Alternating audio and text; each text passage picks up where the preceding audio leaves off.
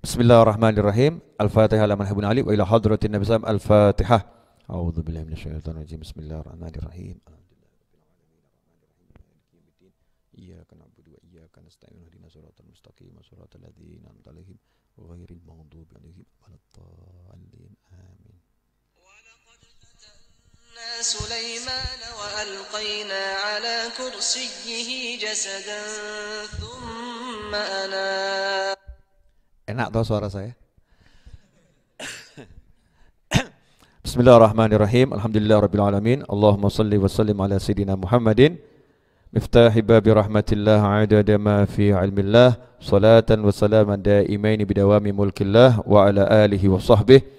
Allahumma salli ala sayidina Muhammadin salatan taftahu biha lana futuhal arifin wa tufaqihuna biha fid din wa ala alihi wa sahbihi. Assalamualaikum warahmatullahi wabarakatuh. Ya, alhamdulillah malam hari ini kita bisa kembali berkumpul di Majlis Ar-Raudhah dalam keadaan sehat walafiat. Dan tidak terasa kita masuk malam 13 Ramadan. Artinya sebentar lagi itu sudah baca kunut kalau witir ya, enggak terasa. Dan sebentar lagi tiba-tiba sudah akhir Ramadan. Sebentar lagi tiba-tiba orang nggak nyebut Ramadannya lagi, sibuk share selamat lahir batin ya, Nadinul Faizin dan seterusnya. Ya kan? Nggak terasa seperti itu. Nah, kita mau menikmati malam-malam Ramadan ini dengan banyak kenangan. Dengan banyak kenangan yang tentunya kenangan-kenangan indah yang kita jadi kangen, pengen segera kalau masuk Syawal sudah kangen pengen Ramadan lagi. Jangan menjadi orang-orang yang kalau Syawal itu justru ngomong alhamdulillah puasanya cek suwe ya gitu ya. Naudzubillah min dzalik. Pengen Syawal sudah kangen sama Ramadan lagi. Nah, malam hari ini kita akan baca kisah Nabi Sulaiman alaihi salam. Saya nggak akan ceritakan dari awal, tapi saya ambil poin penting dulu nih. Ya, poin penting. Besok kita akan bahas kisahnya mulai dari Nabi Dawud di akhir umur. Kemudian awal pemerintahan Nabi Sulaiman itu insya Allah besok ya. Habib besok mau ke tempat Habib Syekh selepas kajian ya, selepas kajian insya Allah. Nah, malam hari ini kita akan bicara direnggutnya kerajaan Sulaiman alaihissalam. Nabi Sulaiman alaihissalam itu pemerintahannya sempat diambil alih.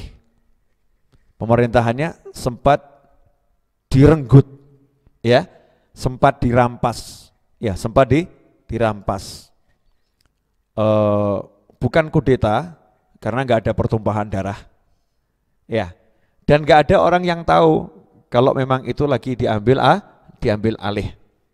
Ya, kapankah itu?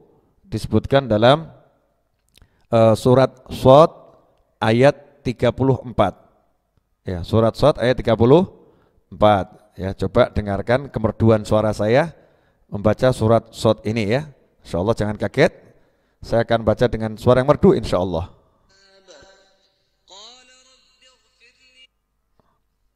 Tar, restart dulu.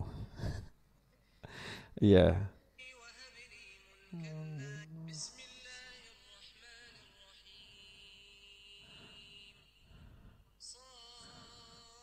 Wah, dari awal itu ya. Nah, di ayat yang ke-34 tuh nanti kalau kita baca surat Shad ayat yang 34 dikatakan oleh Allah Subhanahu wa taala dengan diawali dengan kata taukid ya, dengan kata taukid walaqad ya, walaqad. Jadi dengan lam taukid dan qad ketemu huruf fi'il madhi itu berarti taukid juga. Dan sungguh ya, dan sungguh. Tapi sungguhnya di sini double. Kalau bahasa Jawa ki jan tenan loh. Ya, jan tenan tuh terjemahannya gimana? Dan sungguh kurang toh ya. Itu lebih dalam lagi. Dan sungguh. Walaqad ya, ini pindah-pindah. Bismillahirrahmanirrahim. Saya takut salah kalau Al-Quran nih, kita tidak boleh gegabah. Walaqad fatanna Sulaimana wa alqaina ala kursiyyihi jasadan thumma anab. Dan sungguh kami telah fatanna, fitnah Sulaiman. Dan sungguh kami telah berikan fitnah kepada Sulaiman. Wa alqaina ala kursiyihi jasadan thumma anab, dan kami jadikan di kursinya itu satu tubuh, thumma anab, kemudian Sulaiman bertobat. Ini terjemahan yang ada itu seringkali berupa sudah tafsir. Ya, sudah tafsir. Makanya saya menerjemahkan masih tekstual aslinya, seperti teks aslinya, biar kita bisa tahu tafsirnya itu apa. Karena kalau langsung sesuai tafsir berarti ini yang menerjemahkan sudah mengarahkan orang sesuai apa yang di benaknya atau pendapat yang dia ikuti. Walaqad fatanna Sulaimana wa alqaina ala kursiyihi jasadan thumma anab, ayat 34. Ini penting. Kalau kita udah paham ayat ini, maka kita baru tahu kenapa Nabi Sulaiman membaca doa yang disebutkan di ayat 35. Surat Shad ayat 34. Dan sungguh telah kami fitnah. Siapa kami? Allah Ta'ala. Fitnah artinya di sini beri ujian. Beri ujian. Jadi fitnah itu artinya banyak. Saya difitnah dia saya. Fitnah itu dalam arti ya, fitnah yang kita kenal. Ya. Tapi fitnah termasuk diantaranya anak, istri, itu fitnah untuk seorang laki-laki. Ujian. Ada fitnah dalam kehidupan, ada ujian dalam kehidupan, ada ujian pula nanti setelah orang meninggal dunia. Nah, fitnahnya apa? Dikatakan kami berikan di kursinya Sulaiman itu satu jasad. Tafsirnya banyak. Cuman dalam mempelajari tafsir kisah para nabi, kita harus betul-betul beradab kepada nabi. Seringkali ada anak-anak yang belajar tafsir melupakan adab kepada nabi. Ya, sehingga semua kisah-kisah yang ada di literatur, di Google, di kitab-kitab yang ada itu diambil semua, ditelan, dianggap sebagai kebenaran, terus melupakan sopan santunnya, adabnya kepada seorang nabi. Jangan lupa, ini kita bicara Nabi Sulaiman, ini nabi, bukan manusia biasa, seorang nabi. Jadi kehormatannya harus kita perhatikan. Nah, jangan sampai kita telan kisah-kisah Israiliyat, kisah-kisah dari Bani Israel. Nabi Muhammad SAW menyatakan kisah-kisah Israiliyat itu jangan kamu dustakan, tapi jangan kamu benarkan. Saya pernah ditanya, gimana Bib, gak mendustakan, gak membenarkan tuh gambarnya seperti apa? Gini loh, saya belum ya, mungkin di sini ada yang sudah lihat film Endgame ya? Apa? Avengers itu ya? Endgame tuh. Nah, Avengers, mungkin sudah ada yang lihat ya. Saya mau nanya, itu film atau nyata? Film. Boleh enggak nonton film kisah-kisah gitu? Boleh kan, Spider-Man misalnya ya, selama enggak ada yang adegan-adegan yang diharamkan, maka menyimak kisahnya itu boleh toh? Boleh menyimak kisahnya. Pertanyaan saya, kisahnya itu karangan siapa? Sutradaranya, betul ya? Sutradaranya kerjasama sama orang, ditulis dan lain sebagainya, diwujudkan film, kita nikmati. Nikmati. Nah, kalau kita sekedar menikmati itu sebagai kisah, cerita, gak jadi masalah. Tapi kalau menganggap itu kebenaran, lah itu masalah. Ya, menganggap itu kebenaran itu masalah. Nah, kisah-kisah Israiliyat juga begitu. Itu ya kisah saja, kamu nikmati.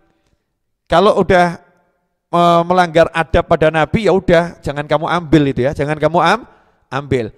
Tapi nanti kita bisa mendapatkan informasi maksimal sebanyak mungkin, sehingga kita punya gambaran sebetulnya apa toh yang terjadi. Ya, sebetulnya apa yang terjadi, karena ini menyangkut kisah yang ribuan tahun lalu.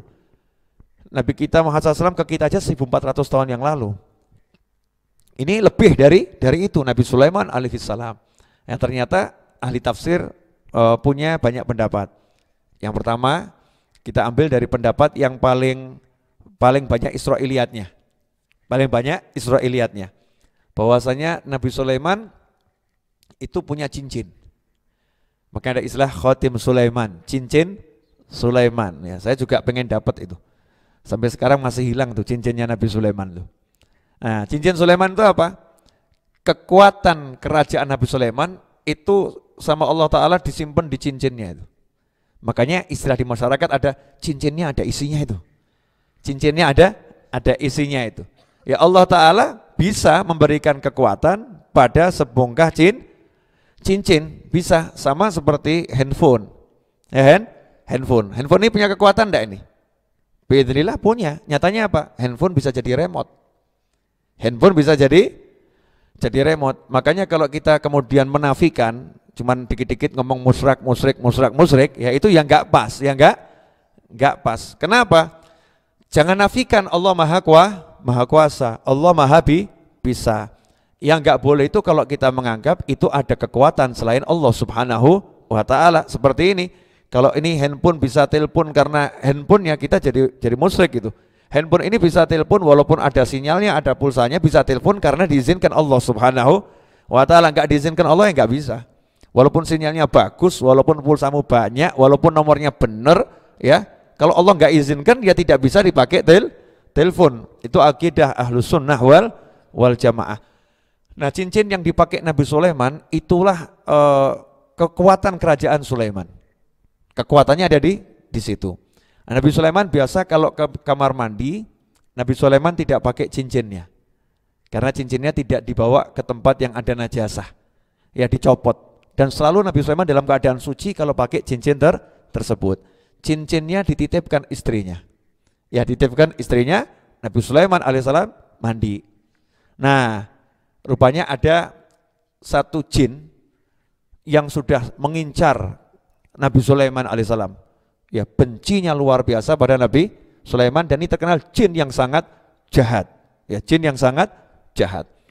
Jin tersebut tahu kebiasaan Nabi Sulaiman kalau ke toilet, ke kamar mandi melepas cincin. Maka ketika Nabi Sulaiman ke kamar mandi, segera jinnya itu menyamar jadi Nabi Sulaiman. Jinnya menyamar jadi Nabi Sulaiman. Nah, simak kisah ini sampai habis ya. Nanti saya akan jelaskan ini kisah ini di mana kekurangannya, ya di mana kelebihannya, insya Allah. Tapi tetap kita jaga adab pada Nabi dan Rasul. Saat itulah jin tadi jelma jadi Nabi Sulaiman, terus ngomong ke istrinya Nabi Sulaiman, mana cincinnya? Nah, dikasihkan cincinnya, dipakai. Maka jin itu ya menguasai kerajaan Nabi Sulaiman, duduk di kursinya Nabi Sulaiman. Nah, itulah yang artinya jasad yang diletakkan di kursi sebagai fitnah ujian pada Nabi Sulaiman, yaitu jin yang menyamar jadi Nabi Sulaiman. Nah, Nabi Sulaiman keluar dari kamar mandi, tanya sama istrinya, mana cincinku? Istrinya itu melihat Nabi Sulaiman bukan Nabi Sulaiman. Oh, siapa kamu? Saya enggak kenal kamu. Saya Sulaiman, jangan ngaku-ngaku. Pergi Nabi Sulaiman. Ya, keluar setiap ngomong sama orang, saya Sulaiman. Kamu jangan ngaku-ngaku. Ini orang gila bener nih, ngaku-ngaku Sulaiman dia. Jadi semua orang yang lihat itu enggak lihat kalau itu Nabi Sulaiman. Dikasih ujian seperti itu. Ada yang mengatakan itu berlangsung 14 hari, ada yang mengatakan itu 40 hari. Artinya sempat kerajaan Nabi Sulaiman dikuasai oleh jin yang sangat jahat. Dan dalam masa itu Nabi Sulaiman lapar. Ya, enggak bawa apa-apa ini lah, lapar. Minta makan sama Bani Israel itu ya. Saya Sulaiman minta makan, enggak ada, kamu gila, orang gila, diusir-usir. Akhirnya kerja Nabi Sulaiman. Kerjanya apa? Jadi kuli. Jadi kuli apa? Kuli di di laut. Ya, kuli di laut yang bawa hasil laut ke pasar. Orang kalau melaut harus bawa ke pasar lagi kan capek, gitu kan? Nah, ini yang dari kapal bilang sama Nabi Sulaiman, "Udah kamu bawa ini ke pasar, tinggal store saja, nanti kamu saya kasih 2 ikan." Saya kasih 2 ikan. Tiap hari Nabi Sulaiman makan dari situ, 1 dimakan, ya, yang 1 itu dijual untuk keperluannya. Nah suatu hari dalam keadaan Nabi Sulaiman sudah nyesel tobat atas kekurangannya, ya atas kekurangan yang beliau rasakan. Tafsirnya macam-macam, di situ banyak Israiliyat. Saya nggak mau mengambil sesuatu yang dianggap salah, ya dianggap salah, nggak perlu kita bahas, nggak perlu kita ceritakan, karena kisah Israel itu bisa membuat kita nanti kemudian jadi nggak sopan sama Nabi. Intinya Nabi Sulaiman berbuat sesuatu yang bukan dosa, tapi dalam kondisinya beliau itu kok sampai seperti ini ya, salah saya ini gitu. Ya bukan beliau yang melakukan, tapi beliau merasa bertanggung jawab, nyesel sama Allah Ta'ala.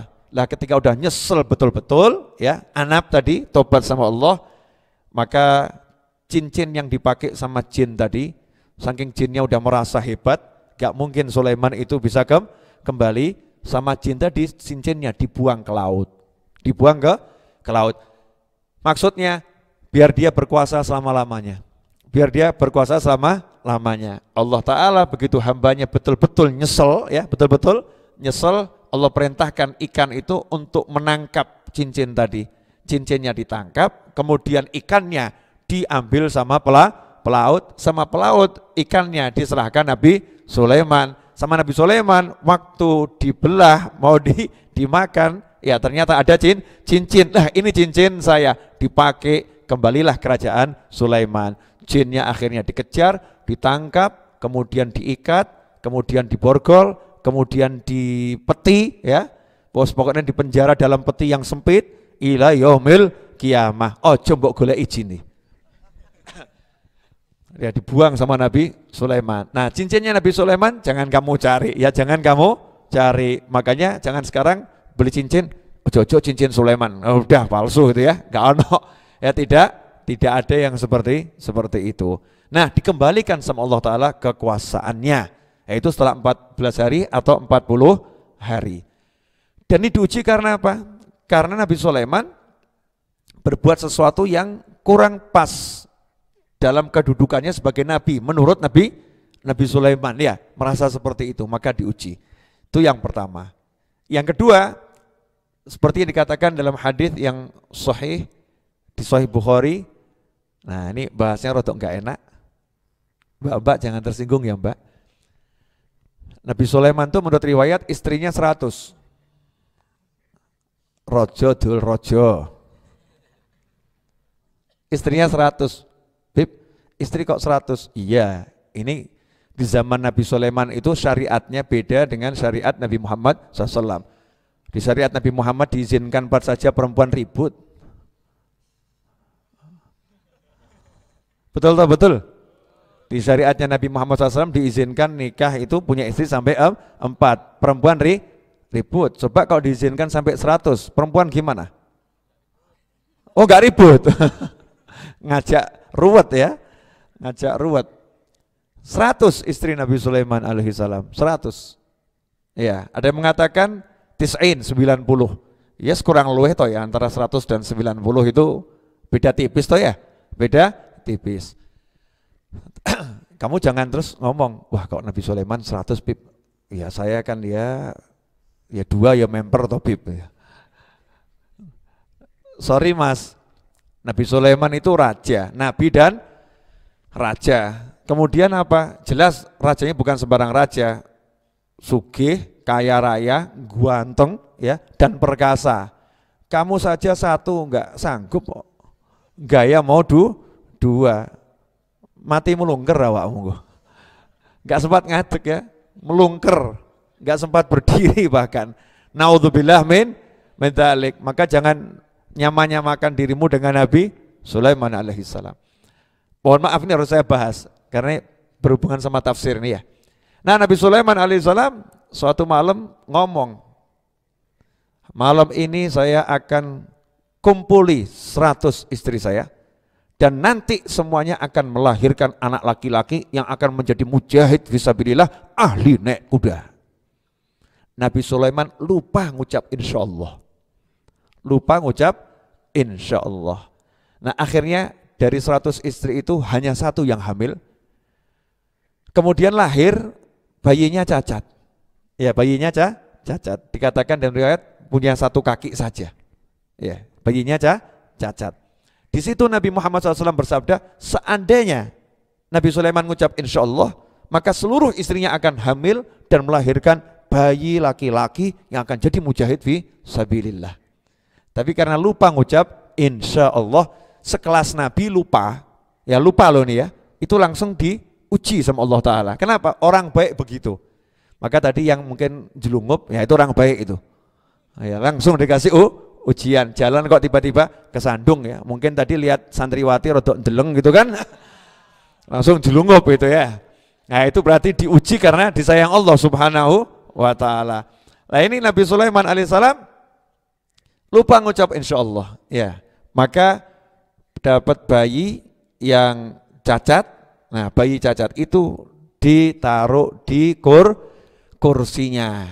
Ya ditaruh di kursinya. Itu yang dimaksud jasadan, tubuh yang dimaksud di ayat itu adalah bayi Nabi Sulaiman, anak Nabi Sulaiman yang cacat.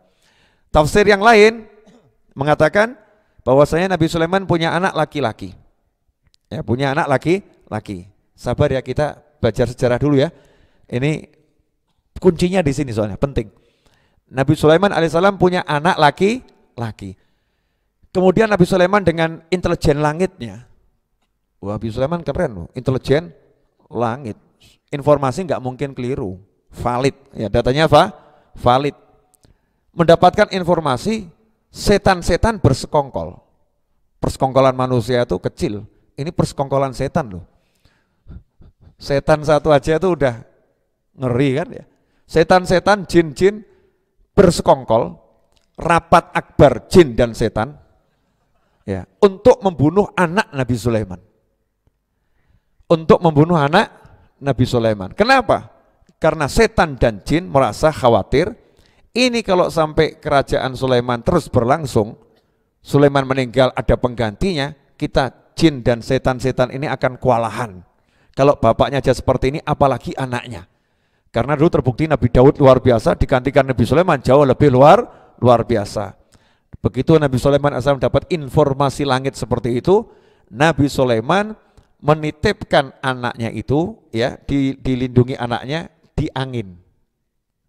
Ya, di angin, diamankan biar tidak kena serangan-serangan jin dan setan. Nah, karena Nabi Sulaiman itu sedikit bergantung, enggak bergantung ya, sedikit menggunakan angin untuk melindungi anaknya, sama Allah Ta'ala dihukum. Ya. Anaknya dibuat meninggal dunia tanpa dibunuh oleh setan. Ya, kemudian jasadnya itu dalam keadaan sudah tidak bernyawa ditaruh di kursinya Nabi Sulaiman. Disitulah Nabi Sulaiman nyesel, ya Allah, kenapa kok tadi saya sedikit mengandalkan, ya bukan mengandalkan artinya melepaskan Allah Ta'ala, enggak ya, tapi menggunakan makhluknya untuk melindungi anaknya itu. Maka sama Allah Ta'ala, lupanya sedikit itu dihukum langsung, anaknya dibuat meninggal dunia. Ini 3 penafsiran yang mayoritas berkembang, yang berkembang dalam menafsirkan ayat 34 surat Shad. Artinya apa? Nabi Sulaiman berbuat sesuatu dalam pandangan Allah Ta'ala yang itu kurang pas. Nabi Sulaiman kemudian bertobat.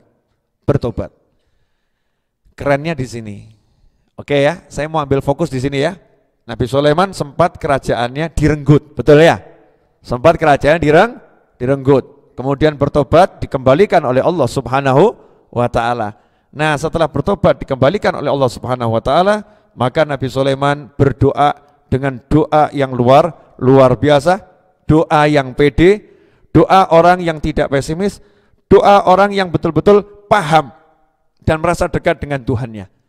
Apa doanya? Qala rabbighfirli. Nabi Sulaiman berkata, rabbighfirli, lagi-lagi menggunakan kata Rabb, enggak pakai ya Rabb, ya, enggak pakai ya Rabb, enggak pakai manggil duhai, tapi langsung rabbighfirli. Langsung Allah yang maha ngurusi aku, ampunilah aku. Di sini ada pelajaran Nabi dan Rasul, para wali dan orang-orang soleh Itu kalau mau minta sama Allah, minta ampun dulu. Ya, minta ampun dulu. Kalau bahasa Inggrisnya itu mungkin rasanya lebih enak buat terjemahan. Ya, oh my Lord, forgive me. Forgive me. Ya Allah, forgive me. Maaf ya Mbak ya, saya buat contoh boleh ya Mbak? Kalau nanti suamimu meminta dibuatkan kopi atau dibuatkan teh atau nasi goreng, tapi ngomongnya begini dulu, sayang, maafkan saya. Tolong buatkan saya kopi. Rasanya gimana? Klepek, klepek, klepek. Jadi sebelum minta itu, minta maaf dulu ya. Ya minta maaf dulu. Ini sebenarnya ditiru sama banyak orang nih dalam adab itu ya. I'm sorry, please, ya. Saya minta maaf, tolong ambilkan saya ini. Saya minta maaf, tolong ini. Saya minta maaf, tolong ini. Sebetulnya dalam kehidupan bermasyarakat ada budaya-budaya dalam berbahasa yang pakai seperti itu. Itu indah ya.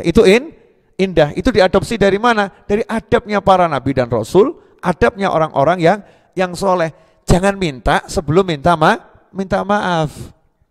Minta maaf dulu baru minta. Maafkan saya, ampuni saya, ya kan? Terus baru minta. Sementara kita ini seringkali sambat, ngeluh ke ustadz, ngeluh ke kiai, ngeluh ke habib, ngeluh ke guru, mengatakan saya udah minta sama Allah Ta'ala, tapi kok nggak dapat. Ya, kok nggak dapat? Pertanyaannya, lah kamu minta maafnya sudah belum? Minta maafnya sudah belum? Seharusnya itu menjalankan proses minta maaf dulu. Ya Allah maafkan saya, ya Allah maafkan saya. Nah untuk kelas kita mestinya ya doanya macam-macam, Sayyidul Istighfar dibaca ya kan. Kemudian doa-doa model istighfar yang dibaca Nabi Adam ya kita baca. Intinya minta ampun, minta maaf. Nah setelah minta ampun, minta maaf, kamu jangan lihat salahmu lagi. Yang udah lewat-lewat itu jangan kamu lihat. Kenapa? Ini dalam proses minta, kamu udah minta maaf, yakinlah dimaafkan, yakinlah diampuni, dan yakinlah Allah lagi mendengar kamu. Ya, Allah lagi mendengar kamu karena disebutkan innallaha yuhibbut tawwabina wa yuhibbul mutatahhirin. Berarti begitu kamu istighfar, kamu minta maaf, kamu minta ampun, kamu lagi dicintai oleh Allah Subhanahu wa taala. Jadi minta sama Allah, kita istighfar dulu, minta ampun dulu. Setelah kita minta ampun sama Allah Subhanahu wa taala, setelah kita istighfar, pede, kamu lagi dicintai Allah. Bayangkan loh, Mas ya. Tanya sama mbak-mbak itu nanti ya, tolong dijawab toh mbak sana, nggak dijawab mbak. Ini kan butuh jawabanmu untuk memperjelas kajian ini.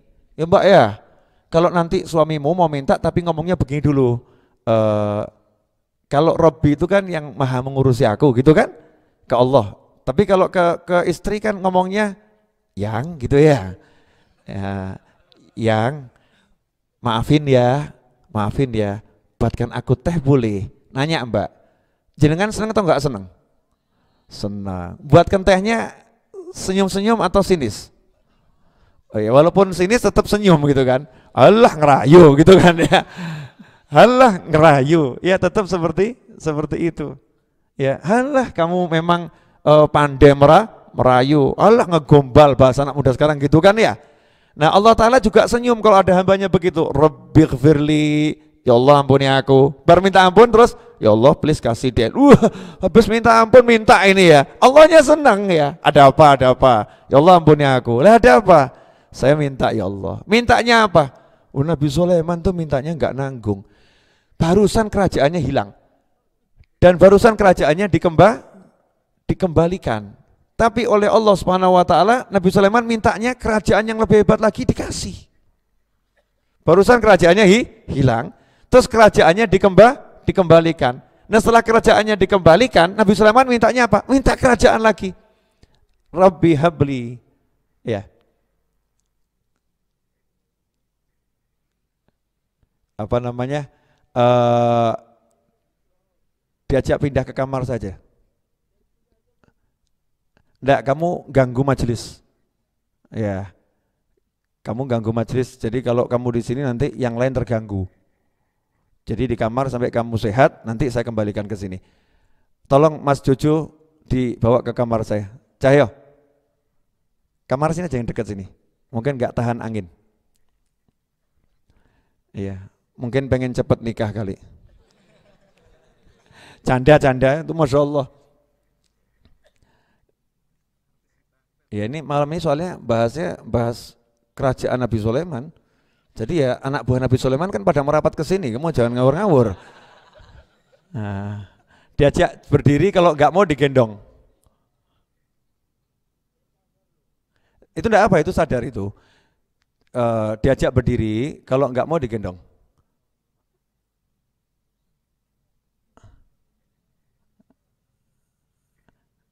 Siapa namanya? Hah? Busro. Ya istirahat dulu nanti. Enggak, ini perintah saya yang mimpin di sini. Ayo.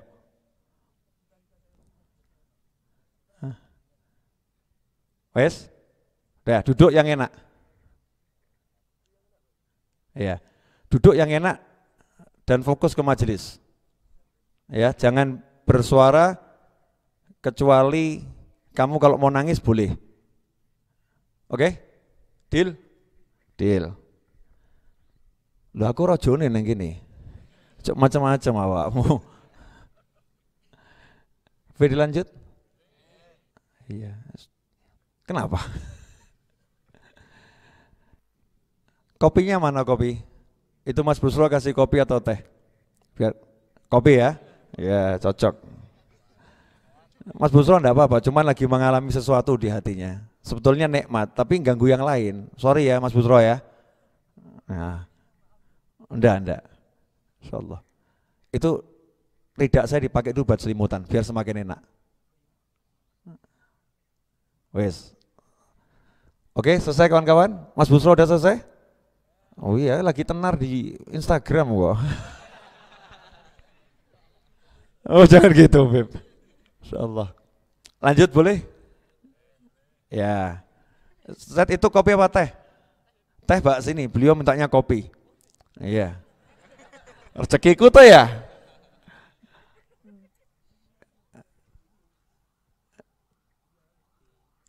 Atas sini, kasih kopi aja. Ini tuh buat saya menyenangkan, saya dapat iklan soalnya. Jadi biar pengajiannya enggak sepaneng terus ya. Ada iklannya dulu. Ya panas ternyata ini. Masya Allah. Oke. Ini sampai ke ayat yang 35. Saya akan jelaskan ini, nanti Anda jangan kaget, jangan tercengang. Karena di sini ada satu hal yang luar biasa. Ingat ya, malam ini kita bahas Nabi Sulaiman alaihissalam.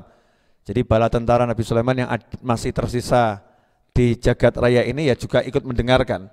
Kalau sampai saya salah informasi, mereka juga akan protes ke saya ini. Iya, hoax, Habib jangan buat hoax. Ngamuk gede. Nabi Sulaiman enggak seperti itu, makanya yang beradab pada Nabi Sulaiman alaihissalam. Nah, Rabbi, ya qala rabbighfirli wahabli. Jadi ada dua, rabbighfirli wahabli. Hab itu artinya berikan gitu, anugerahkan. Namanya anugerahkan tuh enggak pakai capek-capek, enggak pakai capek-capek. Tapi didahului dengan rabbighfirli, ya Allah ampuni aku, maafkan aku. Nah ini kalau kita minta dengan caranya Nabi Sulaiman, bagus. Makanya kalau Anda perhatikan susunan doa yang saya baca setiap habis sholat, ya itu doanya selalu saya Allahumma ya rabba kulli syai'in bi qudratika ala kulli syai'in ighfir lana kulla syai'in, ampuni dahulu dosa-dosa kami semuanya. Dan sebelum itu saya minta ampun untuk diri saya dan orang tua saya, rabbighfirli wali walidayya kan. Itu minta ampun untuk orang tua, untuk diri. Nah setelah itu baru minta untuk keluarga, untuk anak dan lain sebagainya. Dan memang adabnya gitu, minta ampun dulu baru minta. Dan janji Allah, orang yang istighfar minta ampun itu dikasih. Ya, kalau kita minta ampun ya, terus kita minta apapun dikasih. Kenapa? Begitu orang minta ampun, itu Allah nanya, hambaku ada apa? Ampuni aku ya Allah. Ada apa lagi? Saya minta ini ya Allah. Saya minta ini ya Allah. Saya minta ini ya Allah. Dan kuncinya Nabi Sulaiman alaihissalam, beliau juga seperti itu. Beliau Rabbi habli, ya Allah karuniakan kepadaku mulkan, kerajaan, kingdom. Ya, Kerajaannya di sini apa? Bukan kerajaan artinya bentuk ada istana negara, bukan. Ya, tapi power.